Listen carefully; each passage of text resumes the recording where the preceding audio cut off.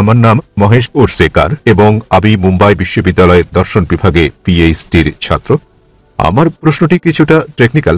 আমি জানতে চাই, ইসলাম ধর্মে আত্মার ধারণাটি কি? আপনি জানেন, ভারতীয় দর্শনে আত্মা ও মনকে আলাদা ধরা হয়েছে, অথচ পাশ্চাত্য দর্শনে আত্মা ও মনকে অভিন্ন বিবেচনা করা হয়। তাই আমার প্রথম প্রশ্ন হচ্ছে, ইসলামে আত্মার ধারণাটি কি? এবং দ্বিতীয় প্রশ্নটি হচ্ছে, দেহের সঙ্গে আত্মার সম্পর্ক কি? আপনার জানার মতে মৃত্যুর পর আত্মা দেহ ত্যাগ করে কিনা, এবং আপনার জানা এ জাতীয় অন্যান্য তথ্য। তাহলে এটি একটি 2 অংশ বিশিষ্ট প্রশ্ন। আত্মার ধারণাটি কি, দেহের সঙ্গে আত্মার সম্পর্ক, এবং মৃত্যুর পর আত্মার কি হয়? ধন্যবাদ। ভাই মহেশ প্রশ্ন করলেন যে আত্মার ধারণাটি কি ইসলামে, এবং সম্পর্কটা কি আত্মা ও মানব দেহের মধ্যে, এবং মৃত্যুর পর আত্মার কি হবে, এটাই মূল প্রশ্ন। ঠিক তাই। যতদূর পর্যন্ত আত্মার সংশ্লিষ্টতা রয়েছে, তাতে আত্মা হচ্ছে মানব দেহের নির্যাস। আল্লাহ সুবহানাহু ওয়া তাআলার অন্যান্য সৃষ্টির তুলনায় মূল গুরুত্বপূর্ণ বিষয় এটা। সর্বশক্তিমান ঈশ্বরের সৃষ্টি, মানুষের সঙ্গে তাদের বড় ধরনের পার্থক্য হচ্ছে এই আত্মা, এবং এটাই হচ্ছে সারাংশ যা একজন ব্যক্তির মৃত্যুর পর থেকে যাবে। পরে এটা আলোচনা করব। বিজ্ঞানের যতটুকু সংশ্লিষ্টতা রয়েছে, তাতে বিজ্ঞান আত্মা নিয়ে কথা বলে না। এখনো বিজ্ঞান সে পর্যায়ে পৌঁছেনি যে পর্যায়ে পৌঁছলে আত্মার অন্তঃসার রহস্য উদ্ঘাটন করা যায়। তবে গবেষণা করা হয়েছে, যখন কোনো জীব মারা যায়, উদাহরণস্বরূপ মানুষের সঙ্গে তুলনা করলে, যখন একটি প্রাণী মারা যায়, মৃত্যুর পরক্ষণেই সেটির ওজনের কোনো তারতম্য ঘটে না। তবে যখন আমরা একজন মানুষের ওজনের বিষয়টি বিশ্লেষণ করি, যখন তার জান কবজ করা হয় এবং সে মারা যায়, তাৎক্ষণিকভাবে তার ওজন কমে যায়।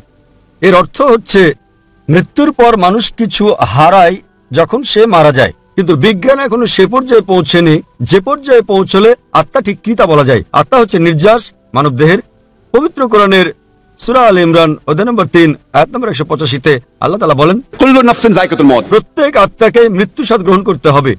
এই আয়াতে ইহকাল হচ্ছে পরকালের জন্য পরীক্ষা। কোরআনে আল্লাহ বলেন সূরা মুলক অধ্যায় নম্বর 67 আয়াত নম্বর 2, আল্লাযী খালাকাল মাউতা ওয়াল হায়াতা। অর্থাৎ আল্লাহ জীবন ও মৃত্যুকে সৃষ্টি করেছেন তোমাদের মধ্যে কর্মে কে উত্তম তা জানতে। তাই এই পার্থিব জীবন পরকালের জন্য পরীক্ষা, এবং প্রত্যেক আত্মাকে মৃত্যুর স্বাদ নিতে হবে। একজন মানুষ মারা গেলে তার আত্মা দেহের মধ্যে থাকে না, কিন্তু বিচার দিবসে যখন তাকে পুনরুত্থিত করা হবে, তখন তার করা নেক কাজ ও পাপ কাজের উপর ভিত্তি করে বিচার দিবসে সর্বশক্তিমান ঈশ্বর, তিনি মালিক ইয়াউমিদ্দিন, অর্থাৎ তিনি বিচার দিবসের মালিক, দুনিয়ার জীবনে আপনি যেমন কাজ করেছেন তার উপর ভিত্তি করে সেদিন আপনার জন্য নির্ধারণ করা হবে আপনি বেহেশতে না দোজখে যাবেন। সুতরাং আত্মা জীবিত থাকে, আত্মা মরে না। এটি কেবল মৃত্যুর স্বাদ গ্রহণ করে যখন কোনো মানুষের দেহ মারা যায়। যখন দেহ প্রাণের সঙ্গে থাকে তখন সে মানুষ।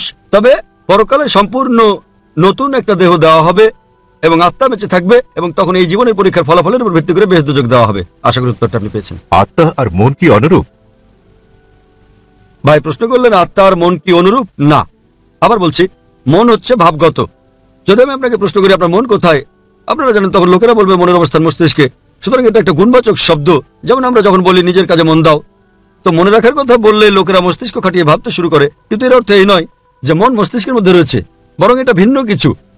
তাহলে আবারও প্রমাণিত হলো যে মন একটা গুণবাচক শব্দ। আমি জানি না মনকে কোথাও স্থাপন করা হয়েছে কিনা। যখন আমরা মন সম্পর্কে কথা বলি সাধারণত মস্তিষ্ক সম্পর্কে ভাবি, কিন্তু সেটা একটা গুণবাচক শব্দ। আশা করি উত্তরটা পেয়েছেন। আপনাকে ধন্যবাদ। সুবহানাল্লাহ।